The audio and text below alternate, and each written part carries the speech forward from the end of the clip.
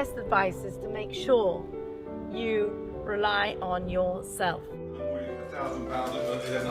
I bid £1,000 for it, £1,000 I could take 11 for it. At £1,000 over £1,100 it'd be £1,200. We're going to 2004. We're 2004. So I did a sale before Christmas, and yes, and when everything was optimistic, we had no idea any of this was going to happen. And I'm a collector of curiosities, which will be for sale at the Swan Auction House in October. And I also am an artist, and I've done 1 or 2 neon lights, which I did from a series called My Peccadillos, and they will be for sale, and my black and white photographs too. Okay, I cannot believe you bought the whole lot from a charity shop. Did you? Yeah. How much was that in a charity shop? I'm not sure. It looks fabulous. Sure, it is really lovely. Yeah, Yes. I think charity shops are good because we can always, not many clothes are made in England anymore, and charity shops you get lots of vintage clothes from small British businesses that are no longer. Yes, because somebody really thought about this. And what about you? You've got this jacket. Yes, yeah, but today, I think my shirt's probably vintage as well. It looks great. I always think it's a great pity that they don't tell you whose clothes they belong to, so that you could, next time she delivered a whole lot of clothes, you could rush in and say. Well, yeah, Victoria Beckham, she goes and just dumps it all. Does she? Yeah, she does. She leaves all her clothes. And what does she do? Is that really true? Yeah, she does. She leaves her stuff at charity shops, and I don't know, it must get around that she's left her stuff in charity shops, and then someone will just come in. Do they? Yeah. I should do it. I've Yeah, got a me whole too. lot of stuff. Yeah, Yes. but you Love can sell it. it back because we think if we leave great stuff in, we'll get good luck. Well, that's fantastic. Searching. So what do? You take your clothes Yes, in yeah. and then go and Yeah. pick something up. Yes, yeah. What a lovely day. The Swan. Yeah.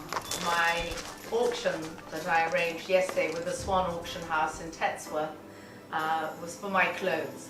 And I met him because he came around to take some furniture because my house was completely full.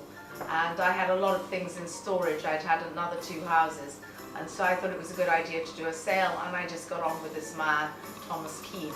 Bid at £75, yeah, £75, bid online £75. As I was doing it, he came round to the house, and my house was full of clothes because some had arrived from storage. And I said, do you know anybody who could auction these off? And he said, I'll do it for you. And I love the way that he took over. It's like £75 again, cool, find it all at 75 and gone. I love men like that, and so it worked. And so yesterday was the day of the clothes sale. I only remember the love stories, so I only remember the underwear. I know most people like the sex chairs, but I'm totally uninterested in the sex chairs unless I take hormones. So basically I like to get rid of some of my clothes. Vivian Westwood is next. 12 now. What is your feelings on the green movement? Yeah, the green movement have definitely evolved into something so much more than just wanting to preserve and protect our environment, but are now looking for, as they say it themselves on the website, Extinction Rebellion, looking for a real systematic change, whatever that means, destroying the white patriarchy. So that has a lefty agenda, and we very much distance ourselves from that. And of course, we still care about the environment, and that's why we always shop at charity shops. So yes, I met Amanda about 10 or 11 years ago in Los Angeles. And then about a week or 2 later, I was editor-at-large for a fashion magazine in Beverly Hills. And the owner had met her, and he said, she'd be great as a fashion editor. I said, well, let's ask her. So took her to dinner, and I asked her to be the fashion editor. And she accepted, and she was shocked. But funny enough, she'd had a childhood dream about being a fashion editor. Funny how these things happen. And we became very good friends. The problem is that we're buying masses and masses and masses of clothes, and they all look terrible.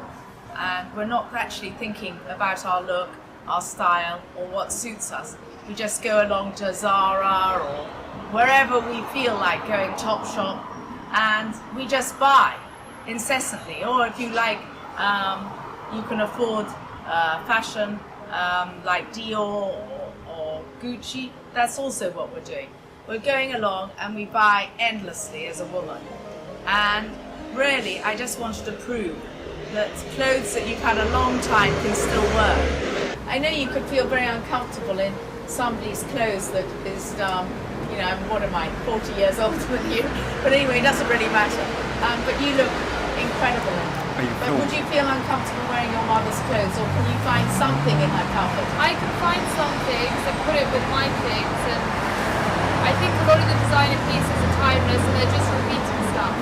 So by this time, things have kind of come back around. Yes. You know, things go out. Well, they you know, come back. my point is find your style. It doesn't really matter because, you know, there's 20 years ago, I still wear the same clothes, and you'll find you do too. So you need to find your style, and then you adapt it for whatever comes into fashion at that moment. But in fact, this doesn't look like it's out of fashion. This looks like it's a shoot out of vogue today. Well, today she's wearing all my old clothes I was trained her. They're 20 years old. I mean, I know they're Chanel. Yeah. It's different. Okay, but you can say that it is, you know, it has to be because it's when I was skinniest, and to get into that kit is difficult. So, I mean, definitely probably the shirt was bought in about 1998. So, you know, basically we thought it would be fun to get together. And now that lock-up is locked down, all is out of fashion, or we're out of it, nearly. We're allowed to meet how many people? 6 people inside. We're not allowed to make love though. Did you know that? No sex. No sex. Yes. Overstepping of freedom. We are under martial law, I think. Yeah, well, it's not constitutional, that's the first thing. But all of these rules and laws, and police being able to arrest someone for walking their dog in the park, or checking the contents of their shopping bag to make sure all items are essential. This is just ridiculous. I couldn't buy. Where does this end? Yes, I went on the first week. I went to Boots to buy some red lipstick. I want to see if I can buy a classic red lipstick. I actually had bought masses the week before, but anyway, just in case, I went to look for red lipstick. They said, oh no, it's not an essential. I said, well, it might not be an essential to you, but it's an essential to me, okay? I'm not going out the door without red lipstick. And I was a bit horrified, so I then went up to a girl there. It was a man who told us that it wasn't essential, of course. I said to the girl, I said, is it essential for you to put on your makeup in the morning? She said, absolutely. I'm not coming to work at Boots if I don't have my makeup on.